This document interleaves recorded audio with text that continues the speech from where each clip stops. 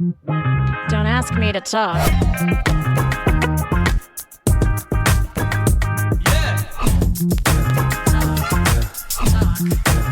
And we're back right here on Don't Ask Me to Talk. I'm one of your podcast pals. I'm Eric Ryder. Hey, Eric. I'm the other one. I'm Stacey Heller. Absolutely.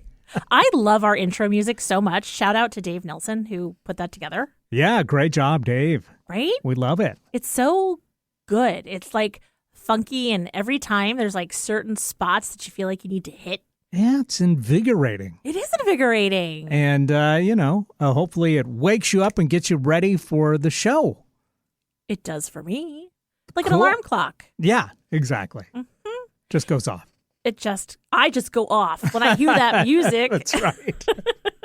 Oh, man, alive. So another week has passed, and It's true. It's been interesting for both of us, I think.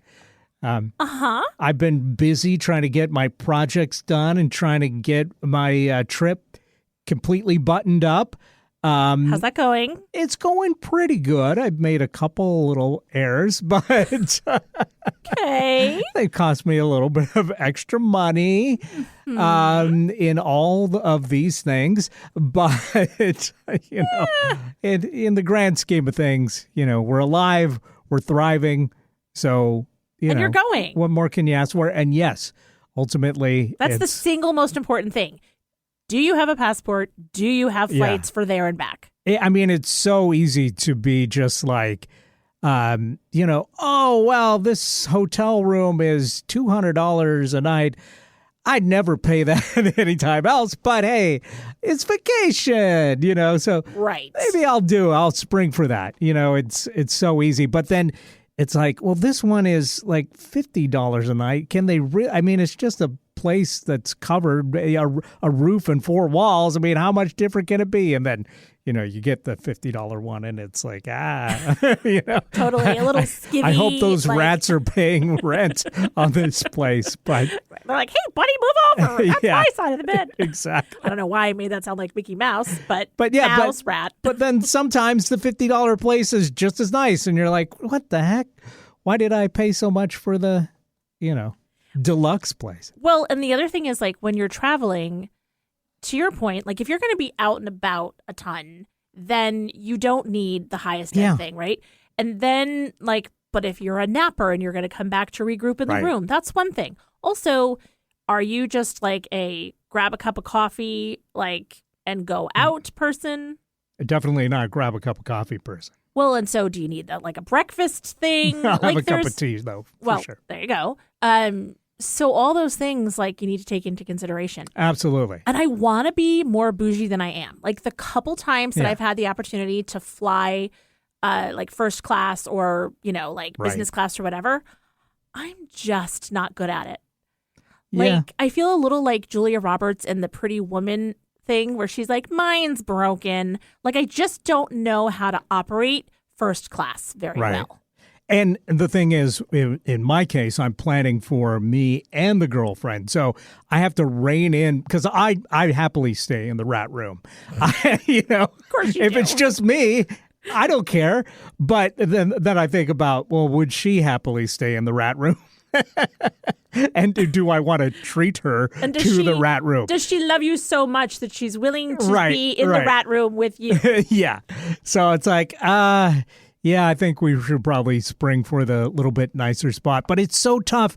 The advent of internet reviews, any hotel that you read the reviews on, you'll have like 50 that are just like, this is the best place I ever stayed. Perfect location, perfect. It's so comfortable, so clean. Everybody was super friendly. And then you'll get like down like 3 reviews and it's like 1 star, worst place I've ever been to. So rude to me. Everybody was so rude. It was filthy and disgusting. You're taking your life in your hands staying here. Don't bring a black light. Do yourself a favor and never ever stay here.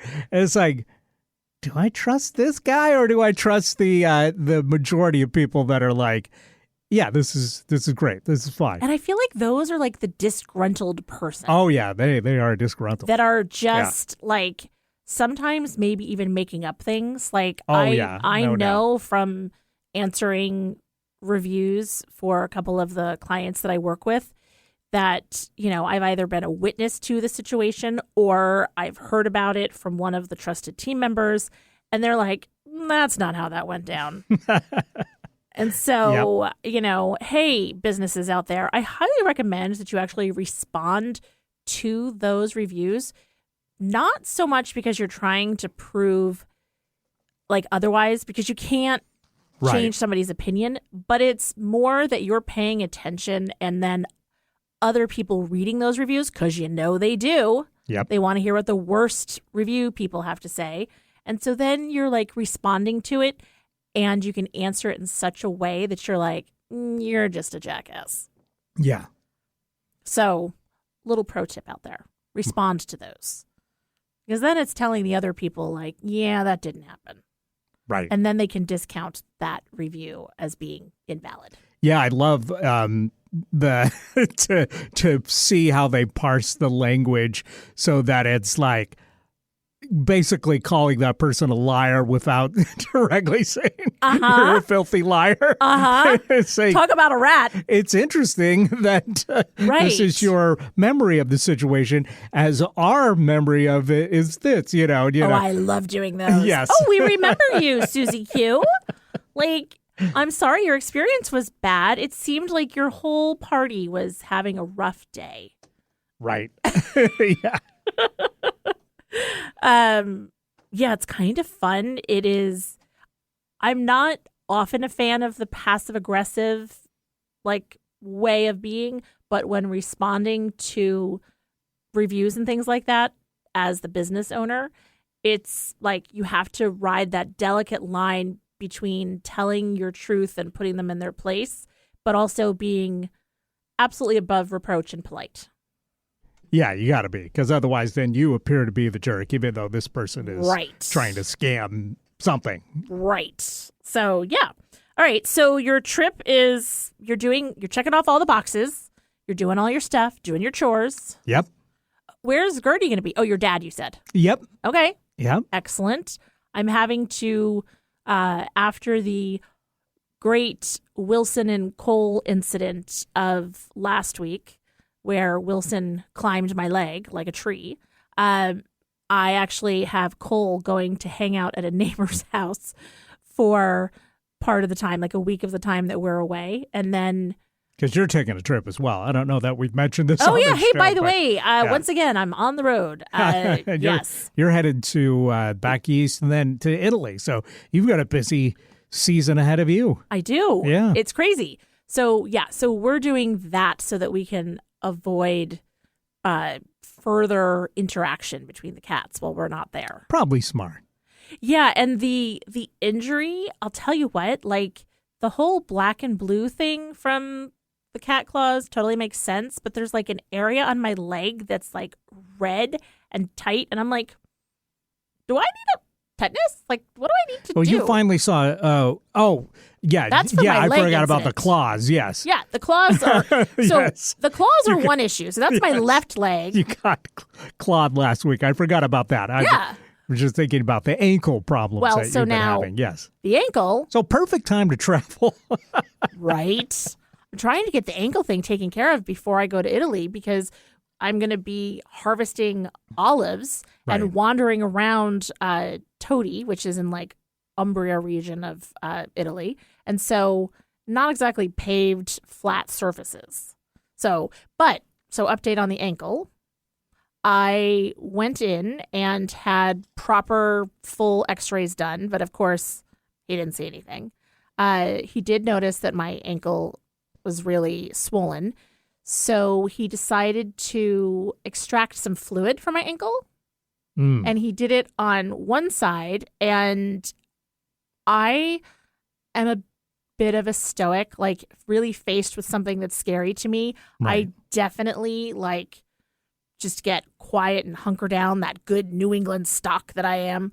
And it was like the Native American watching the world be littered. Like a single tear just came down, and I was and to tie it all together, that guy was actually Italian. I know, right? Yeah. Well, so there you go. Iron Eyes Cody. Uh-huh. Yeah. So that was super painful.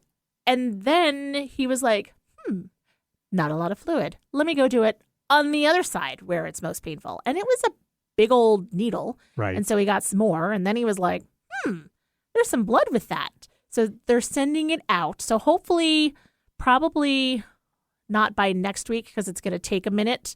But maybe the week after I'll have an update. Although he did say, like, it's probably gout. Most of what I see ends up being gout in the long run. And I was like, first of all, rude. I don't know why I'm taking offense at it being gout. And also, that doesn't jive with anything that PA Rick Massey said, the doctor in OMAC said, the doctor at the Issaquah Urgent Care said. Like, this guy is a specialist, so right. So he might know. Of course, he might know. And I think this was, to Pete's credit, your husband, his first guess. Yeah. Well, okay. So this may be why you're taking offense. Yeah. Well, there's that. You don't want to give the win to Pete. Of course not.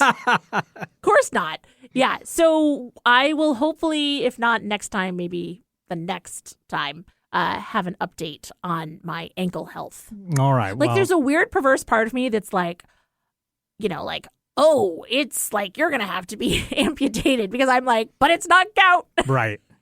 It'd be great if the fluid, you hear about this sometimes, like them draining fluid from people. If that fluid was actually like good for something, like it's like, right? Well, at least I've got, the world's most Bone valuable marrow. liquid, Right. They talk about that with like blood when you're giving birth. Right. And like amniotic fluid and all this kind of stuff. Like, come on. Yeah. Meanwhile, it just looked like I had like a ankle zit popped. Ew. You're welcome. So, yeah, that's fun. Well, we're making progress. That's the important part. We are, and I'm finally actually going to the person that I should have gone to really right from the beginning. Yeah. But I was delaying it. I was like, yeah. So, anyway, he who hesitates loses their ankle. I hope it doesn't come to that. I hope. And the funny thing is, in my desire to be stoic about it, I was like, here's the thing. I've gained a lot of weight in the past 5 years, and my ankles were always my best feature, and now I'm concerned that they're not going to be. Right. So he was like, okay. Yeah. Like, they're there, ma'am. Yeah. So that happened. Like I said, we're making progress with it. So that's always positive. And hopefully this will be back to normal by the time you head out. Yeah, right? Yeah. I also got a sleeve that I'm supposed to wear on my ankle. Okay. And it's not cute. Well, you love to accessorize, so maybe you can find I can hang a labubu from it. something, some way to plus up your ankle sleeve. I mean, maybe like stick earrings in it and make it look festive. There you go. I mean, they make like gibbets for Crocs, the world's most ugly shoe. So maybe the ankle sleeve has some kind of gibbet like thing that could go with that to make it more festive. We should trademark this. Well, there you go. Like, we haven't done merch for the show yet, so we're going to do gibbets for just for the listeners that are currently treating their ankle pain. Or it could go on a sleeve, like a regular sleeve, or a coat. Yeah, It sure. could go on anything. Yeah. So, hey, we'd love some feedback. If you guys think that this is a possible thing. It doesn't have to be gibbets, but maybe a custom sleeve of some sort. Yeah. Could be good. Yeah. Everybody does T-shirts. So. Don't ask me about my injury. That's right. I like that. Okay. And then you could like press a button and it's like us talking. Yes. Okay. This is amazing. Ma'am, step away from the ankle. Exactly. We're assuming you're a ma'am. But sir, also step away from the ankle. Uh-huh. That's what it would say when you push the button. I like that. Yeah. We can have a QR code printed on it that then takes them so that they can follow the pod. Yeah, I like it. This is good. Viral marketing. Okay. Infectious marketing, anyway. hopefully not infected marketing. Possibly. This is the thing about this show that I love, the random tangents and just the ideas that's what we're all about. That is what we're all about. Yeah. There's no bad ideas. No. Just maybe poorly thought out ones. But uh-huh. we have a place to poorly think them out. Yeah, because, I mean, we're in our own little echo chamber. Exactly. And, there's nobody to tell us, like, you're a couple of fools. Right? But I mean, they could, do a review. They could. You could and say do a that. review. Yes. But we're not going to read it on the air. We're only going to read 5-star and above reviews. If you find a way to hack the system and give us 6 stars, you're top of our list for reviews that we'll read on the show. Well, you know what? We've got to take a break. But when we come back, I had kind of an awkward interaction, and I mean, maybe it's all in my head that it was awkward, but it felt awkward to me. Okay. Because of who I am. Okay. But I kind of wonder what Dear Krabby's advice on this particular interaction would be. And so let's find out about that. Plus, of course, our top favorite segment here on the show, for many, many listeners out there, no doubt, is the Cultural Blind Spots segment, which is coming up as well. We'll talk about some piece of culture that we imbibed over the last week that enlightens us a little more in because we've lived sheltered lives, and so we're trying to get out of that shelter. Kinda. Yeah. So stay tuned. We'll be right back with more Don't Ask Me to Talk right here on the radio and wherever you find your podcasts. Where are we? Yep. Stay tuned.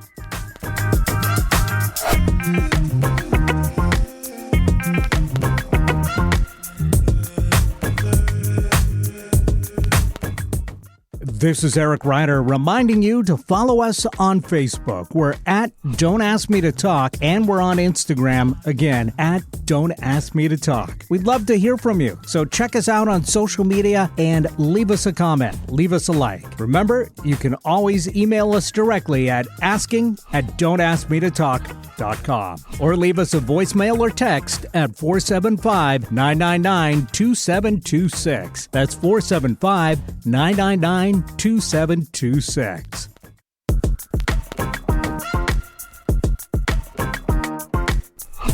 And we're back right here on Don't Ask Me to Talk. Eric Ryder, one of your podcast pals, with you. Hey, and I'm the other one. I'm Stacey Heller. Yes, indeed. And we are back. And as I kind of teased before the break, I had a kind of an awkward interaction that... Shocking. Yeah, well... I guess I should narrow it down because pretty much all my interactions are awkward. But you let me know if you think this was weird.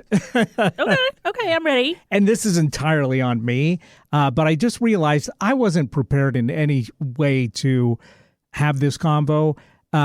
So anyway, I went to a show to see a friend's band recently.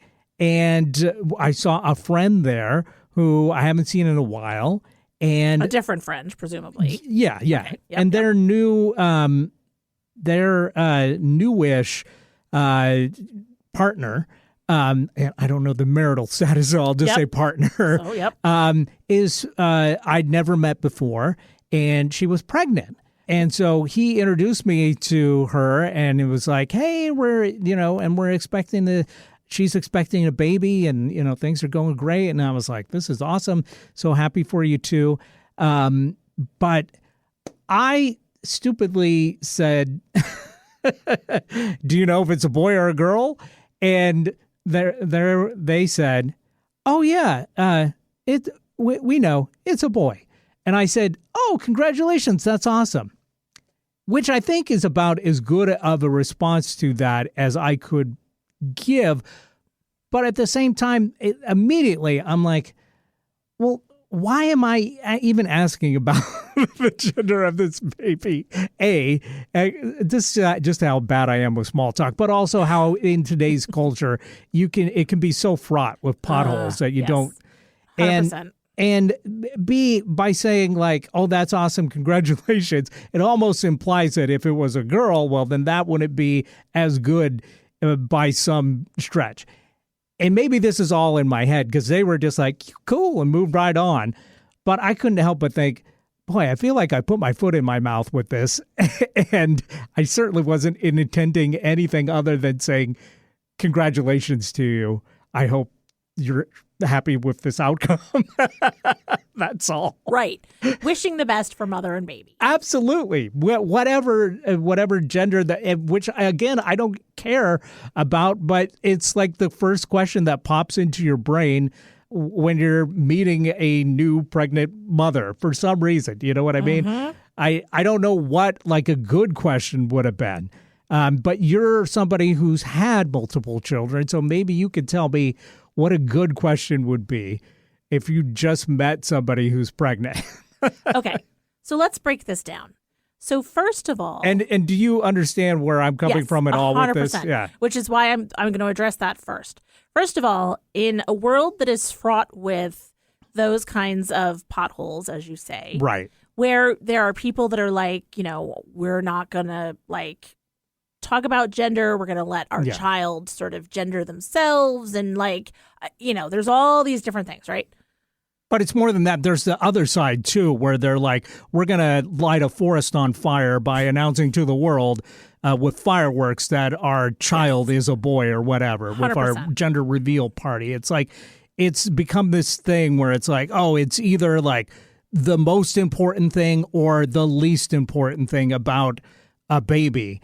And it's like, I don't want to be a part of any of that. So why am I asking? Yeah. So I think the first part is response to things like that. It matters.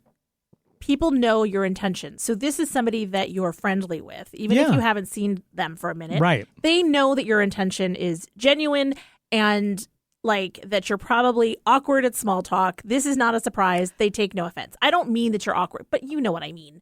Like I am, clearly. But I think people, if you know someone, then you know the intention. So the first thing I'm going to say is stop thinking about it because they haven't given it a second thought.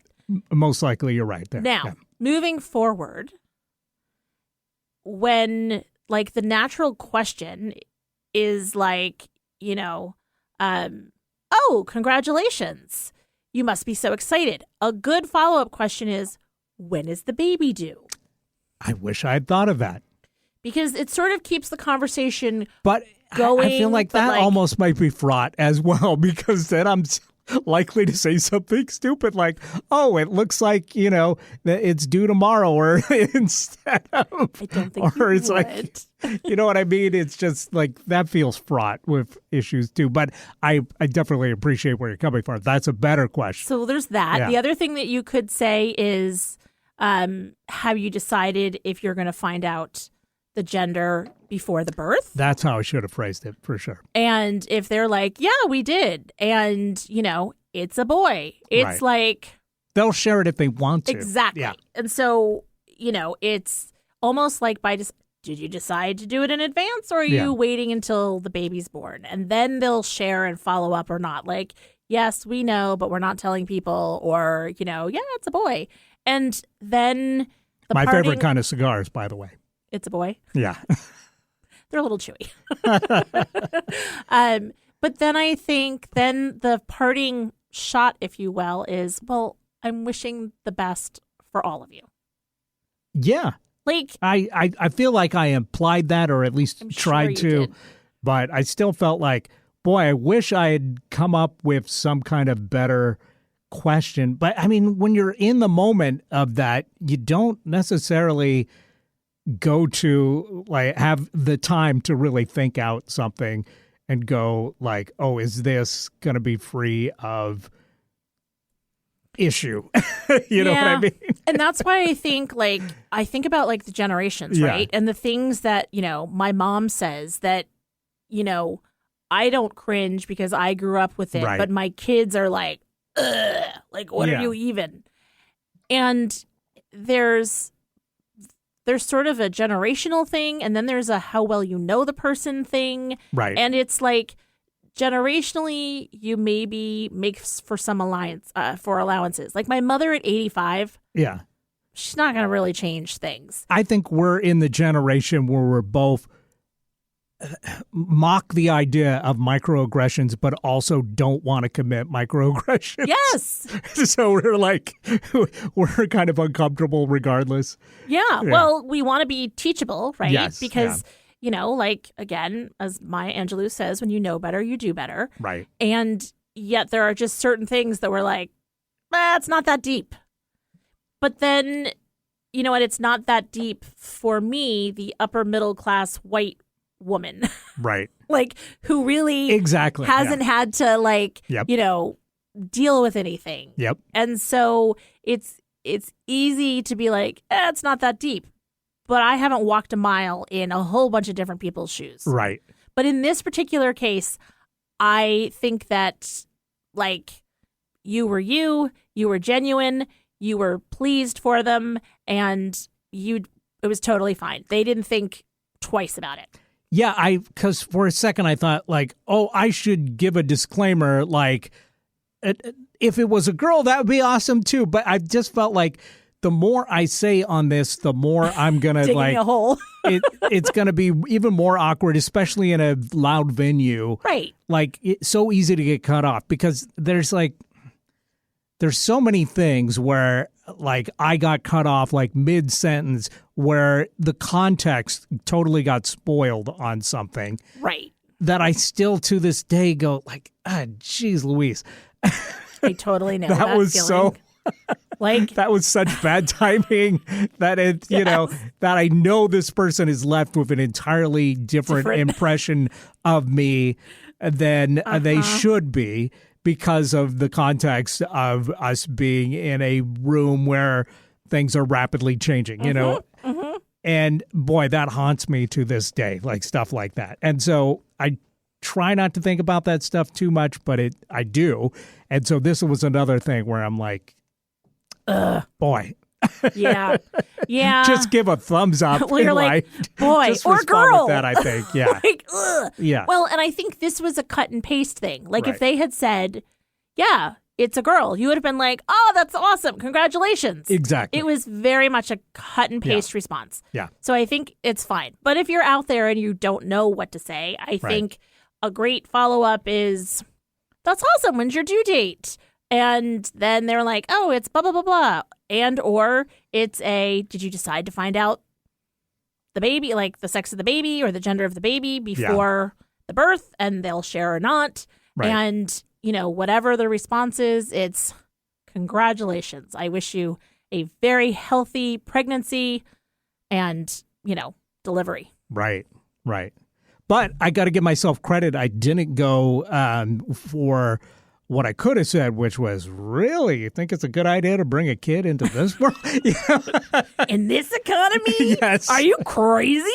I mean, open your eyes, people. With everything going on in the world, you really think it's we got 15 years left? You're going to say goodbye to a teenager? That's...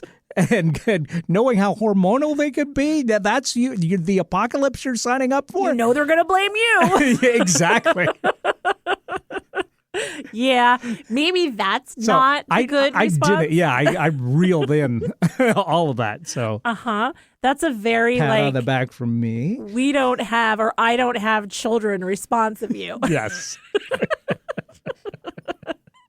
I understand, but it can be awkward, and it is a real thing to navigate, to try to be like polite, but not land yourself in a weird spot these days.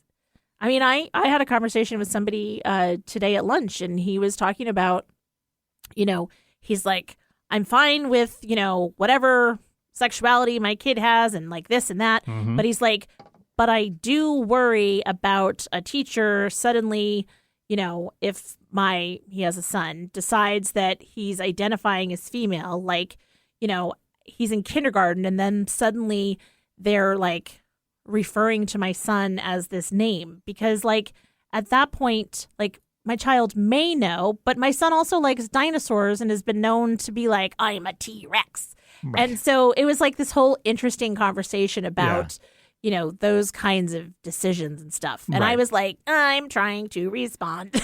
Yes. Like, Without stepping in it. right. Yes. Because I'm like, just don't address it. It'll all come out in the wash, and like either it'll be a consistent thing that he goes through his life, or it's a moment and you keep checking in and you address it. There you go. Yeah. So anyway, I think you did well. I give you an A+ for the interaction.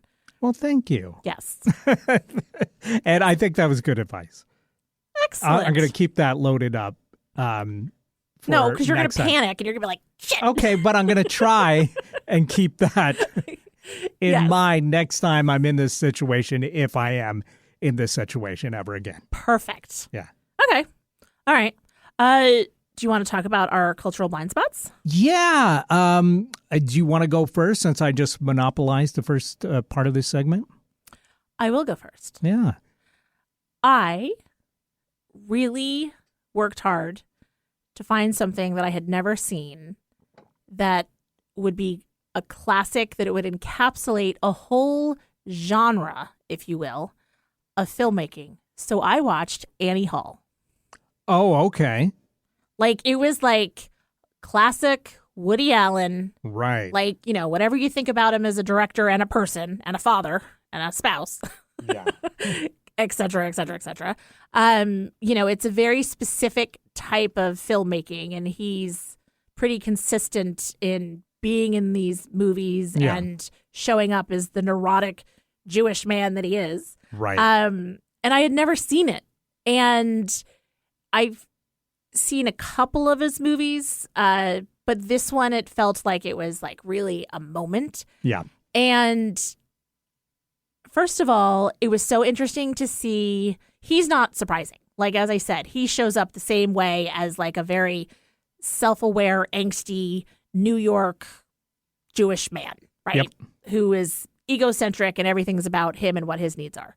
And who definitely appreciates and ogles women. Now, Diane Keaton, it's like, oh, you're like one of those actresses like a Julia Roberts. Right. Or this is a big one, because I even as I just pull up Annie Hall here, just a reference, like, when did this come out?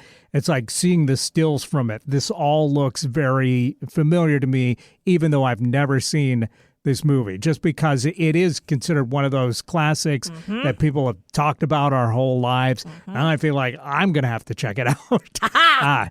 You beat me to it. But did you enjoy it?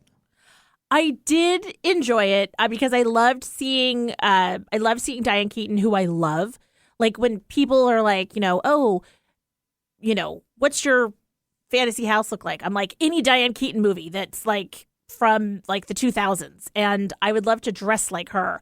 And she has such a particular style, and it shows how much of herself was in this film role, which is what I was saying about these actresses that have almost like verbal or speech, like, it's not an impediment, but it's a specific cadence. Cadence is the word I'm looking for. Jen Aniston does the same thing. And so her way of speaking, it's so specific. And then there was, who's more cowbell guy? Will Ferrell? No. Christopher Walken? Christopher Walken. Okay. I think he was in it as her brother. There was just a whole bunch of people that are so 70s in it, and it was such a 70s. Yeah, it's a 1977 movie. It was so 70s, and some of the things that they said. Also, it was fascinating. Like, at one point, they had subtitles to talk about, like, they're saying one thing, but what they're thinking. Then he had a spot in the middle that was animated, and you're like, what is happening? Like, it was truly like just... He's throwing everything at the wall. He's just throwing everything at the wall. So it was really a great way to like, okay, I've seen a Woody Allen movie, and it's enjoyable because of the quirkiness and because he's an interesting, obscure man. But then also, he's kind of a jerk. I mean, it's hard to separate the baggage Right. of what we know about, their personal lives from enjoying a movie. I mean, especially when he's so identified with the character that he's playing. Totally. That's a tough one. I've seen a few Woody Allen movies, and I've always enjoyed them. I mean, maybe the last one I saw, I kind of felt like, I think he's kind of losing steam. But that's one I haven't seen. I may well have to check it out because it is one of those cultural touchstones for sure. And what's a classic line from this that everybody has repeated over the years? Because I'm not thinking of one, but just seeing the pictures of Woody Allen in this and Diane Keaton, it's like, okay, yeah, I've seen this parodied in culture or brought up in culture so many times. So I'm glad that you asked. There was a couple things that, and I'm going to get it wrong, but one is like, that was the most fun that I've ever had, like lying down or something like that, that I've heard before. And it was after they had been intimate. And then the other one was those who can't do, teach. And those who can't teach Jim. And I was like, okay.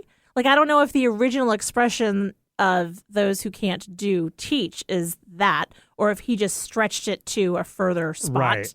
Right. But it sort of gave me pause because I was like, oh, hey. And then, his jokes and things like that were very specific. But yeah, definitely the first one, like, oh, that was the most fun that I've ever had, like while lying down. That was one where I was like, okay, he's going to ask me for a classic line about that. And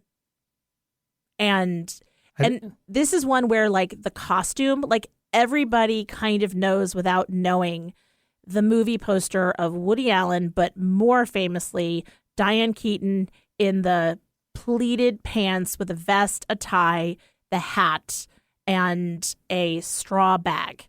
And like, I can tell you exactly, what that looks like. That's a whole vibe. Sure. And so it's less about the dialogue and more in a way about that image that I think a lot of people know without realizing. Yeah. And so it's about them basically falling in love, right? Yes. Yeah. And the whole like highs and lows of their relationship before they move on. And it's interesting because in the movie, he plays a man who's already been twice married. And so he's not playing a young man. And he's playing a comedian and who's actually fairly well known. Right. So it was really interesting. Interesting. Yeah. So I was so proud of myself. I was like, this is out of nowhere. I'm watching this. Also, it's kind of a love letter to New York because so much of it is shot in New York. And that's kind of fun. Well, I did something similar in that I watched a movie by an old creep. What is it called? It's a legendary filmmaker that a lot of people say was an old creep.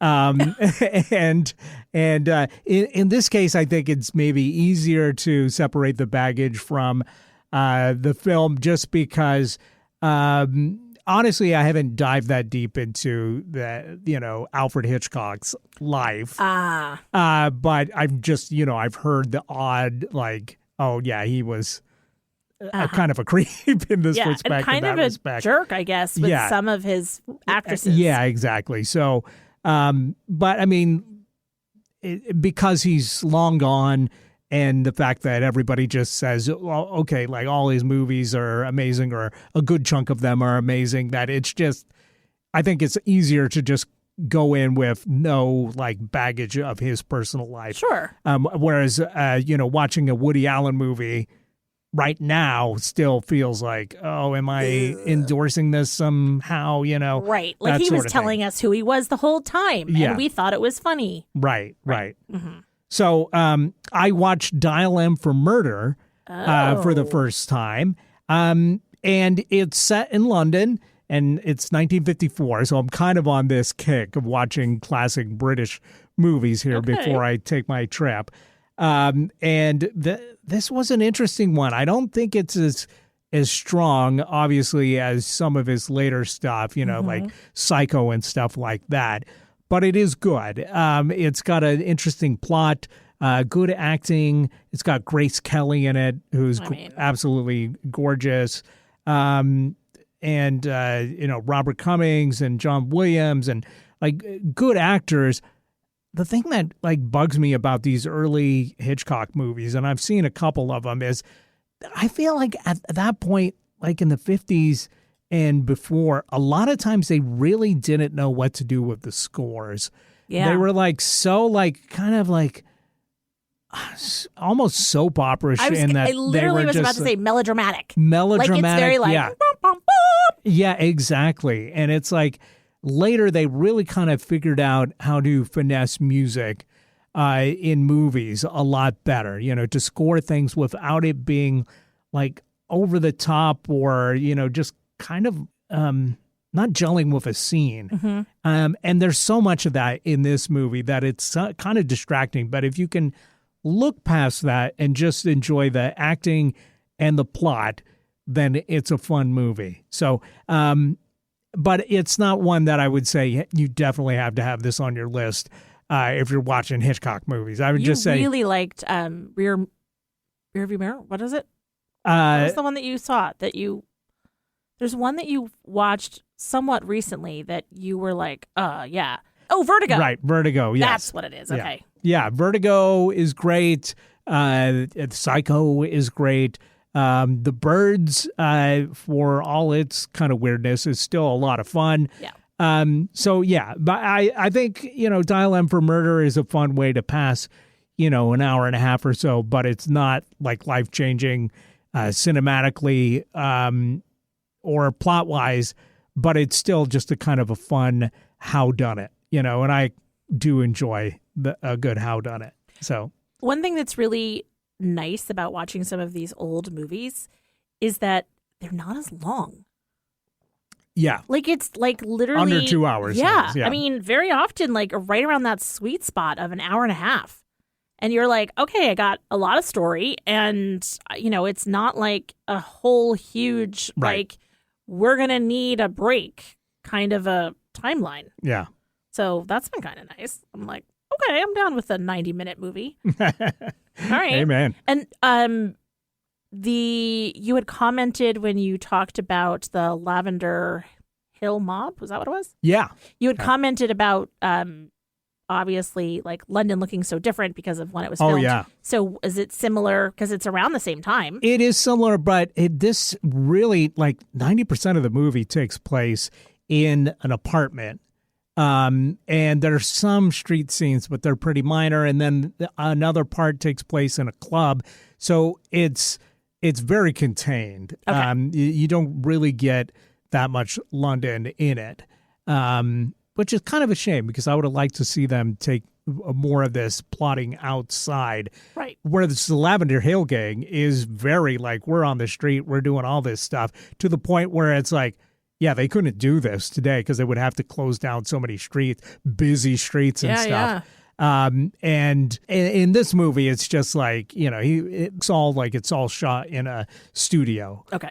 Which is fine, for the plot. But it's also the kind of thing where you would think if they had this around at the time, this would have been made for streaming and not for the big screen. Yeah. Interesting. Yeah.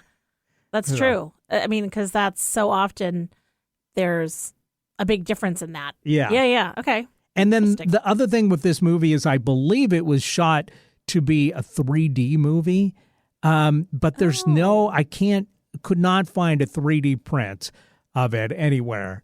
Do you have the glasses? Watch it. Yeah, I do. Yeah. Do you really? Yeah.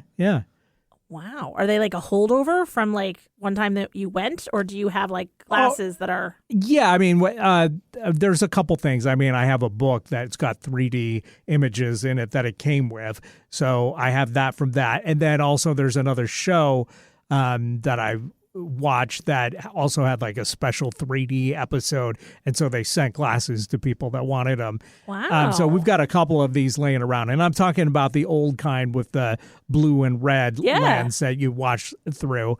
But when you're watching 3D with that, the old school 3D, it still is really effective. So I would have liked to see this movie in 3D. But I don't think it takes that much away from it. But I may give it another go if I find a 3D streaming of this. And I kind of wish there was a channel, that did... A 3D channel. A 3D channel, because there's so many of these old movies that were made for 3D that are kind of janky movies, but you watch them in 3D and it's a lot more fun. Honestly, this is another idea. This is the idea episode. This would be brilliant to have a channel that's 3D and that's like constantly running that way. Like, what a fun thing. Yeah. But you know what? We're out of time for this segment, and we're going to actually go in the opposite direction and talk about living in 2D when we come back, because we got our top topic for the week, which was living in a TV show. Yep. Which one do we want to live in? So stay tuned. We'll talk about that when we come back, and probably some other stuff as well. You know how we do. Yeah, it's a thing. Stay tuned. More to come right here on Don't Ask Me to Talk.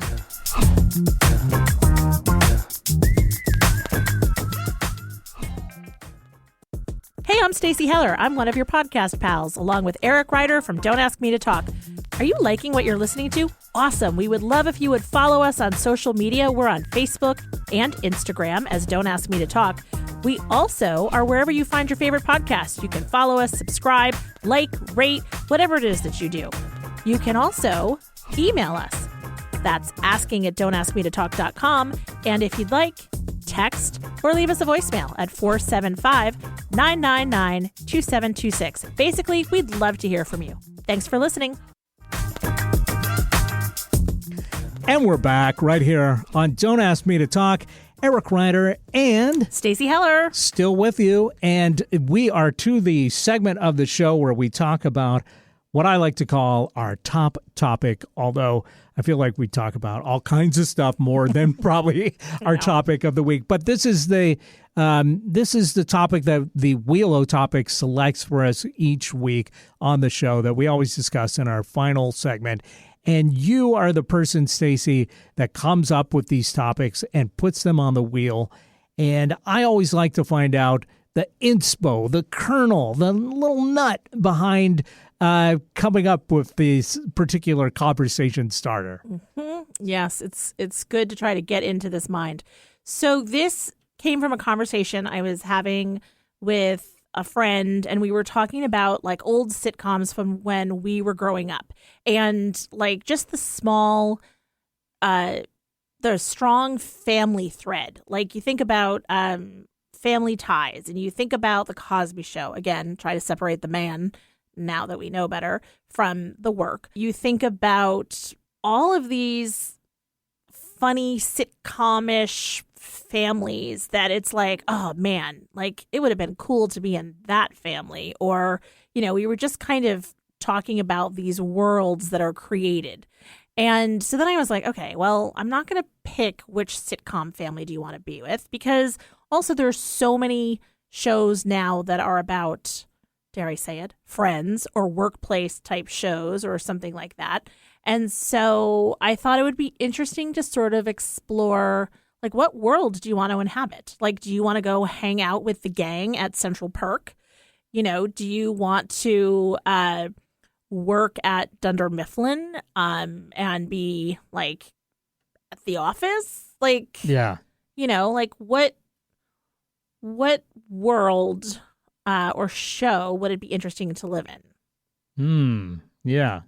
And the thing is, like, some of this stuff is like dated, right? Because my instant thing is I'm like, I love Lucy because I love the clothing. Like, I love the, like, I'm the wife of an entertainer. I'm wearing the full skirt and, like, or the fun pants with the little overlay thing. Naturally, I'm not only inhabiting the show, but I'm inhabiting apparently her body and her life.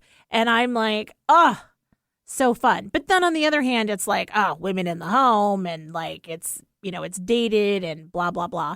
So kind of like what I was saying earlier, where it's like, it's not that deep. right? So all of that aside, because obviously we've evolved so far, like what would be a fun show to hang out in? Yeah, and are we coming back? Because I feel yes. my decision could change based on if am I living the rest of my life in this existence, or is this just a fun I'm there experiencing this world for a couple days or something. So you know how in the Marvel universe there's like multiple realities, sure, parallel universes.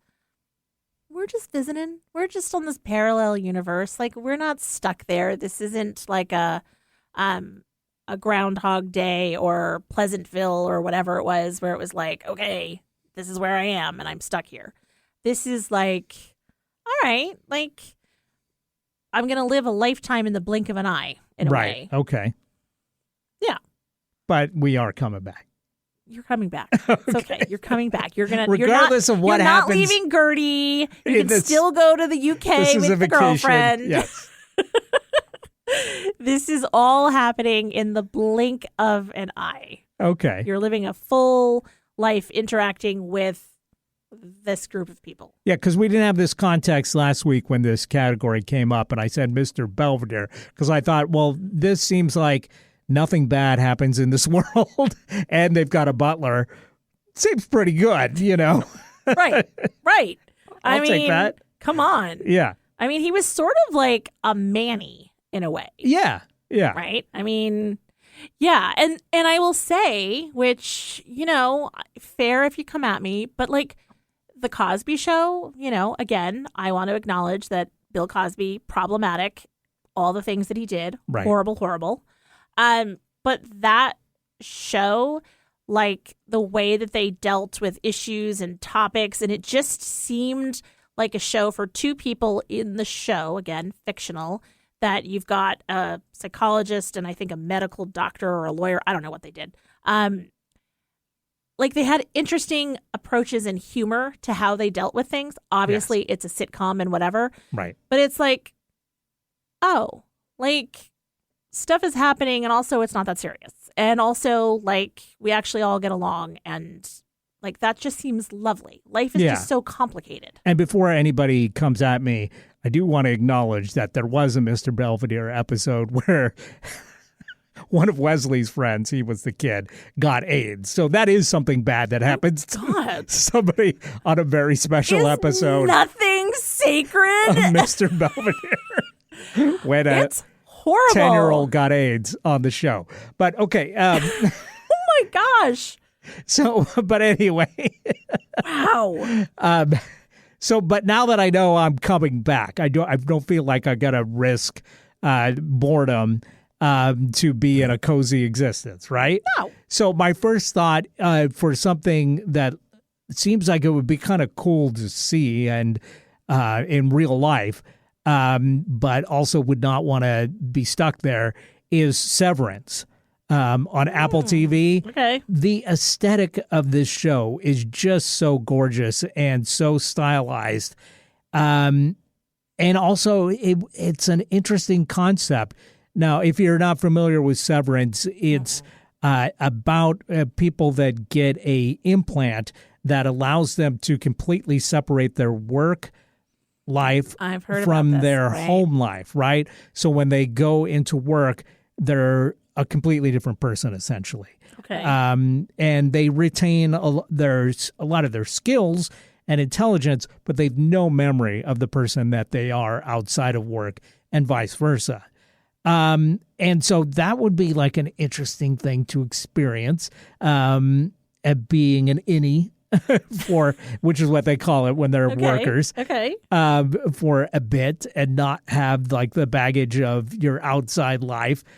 For somebody that overanalyzes, as evidenced by the rest of the show, the rest of their life, maybe that would be kind of fun to have that freeing few hours where you're just this person that works, together with their team doing the tasks that they do. but also some really bad stuff happens in the show. So I would love to get back, unscathed, and without the severance chip being permanent. But it definitely seems like a very interesting world to inhabit. Okay. All right. That's a good one. It's really, okay, going back and talking about old shows that we watched or that we love, there are so many aspects of it that are so problematic from the person where it's like, this person's trash. This person like did this person did that. Or like your Mr. Belvedere example, like, it makes it really hard. I'm like, Little House on the Prairie. Right. But then it turns out that like maybe what's his name was kind of a jerk. Who's the father? Who's Pa? Michael Landon? Michael Landon. Oh, okay. He was kind of a jerk, I guess, maybe. Oh, I don't know. But I don't know. So it's really, talk about the pitfalls of what you say. Pioneer life by itself does not seem that terribly doesn't seem appealing to me. I think Cheers could be fun. Yeah. Right? I mean, sure, just sitting around, like kicking back out. a few drinks. But for me, it would have been tough because they probably didn't have cider in a Boston bar back in whatever. Probably not. 1985. And they would have laughed me out of there for even asking for it. Yeah, there's that. It's kind of like it's sort of like, who do you want to have the interesting conversations with? Like, what's the environment that seems fun, or like, as you say, go try something out for a minute and see what that's like. Yeah. Like Mad Men. I mean, I love the decor. Again, yeah. Right? But I think I want to be a man in that scenario. I don't think that I want to be one of the women. Well, you could have been Peggy. I could. Yeah, she was successful. Yeah, that's true. Yeah. That's very true. I mean, at the end... But you wouldn't want to be that guy that got his foot ran over by a tractor. No. No, not that guy. No. And that's another one where I think about, you can really love the show, but like actually wanting to live in that world would be really rough. Like Breaking Bad. I love that show, but I don't want to be involved in any respect in those people's lives. No, not at all. Even with like a bystander, feel like good chance of me just getting gunned down, No, thank you. Right. Like Dukes of Hazzard, right. Cagney and Lacey, Monk, Columbo, Murder, She Wrote. There we go. See, Columbo would be interesting because only rich people get murdered in that show. So it's like, okay, I'm fine. Yeah, but maybe you're rich. And you can be a cop, a detective that investigates these people and is never armed, and yet no harm ever comes to you. That seems kind of cool.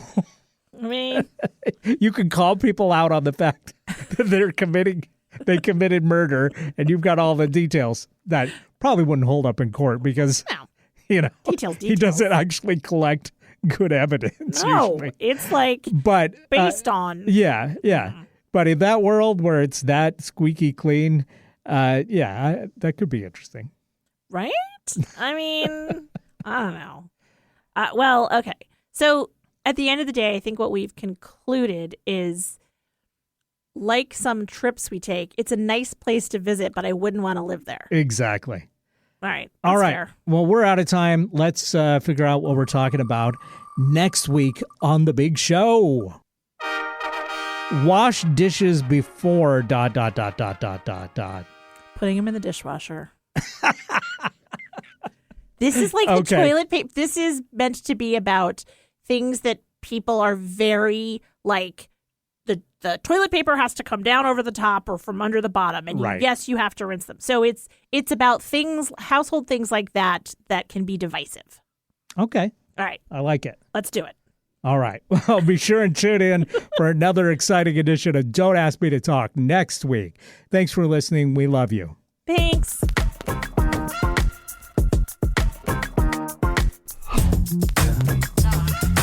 Talk.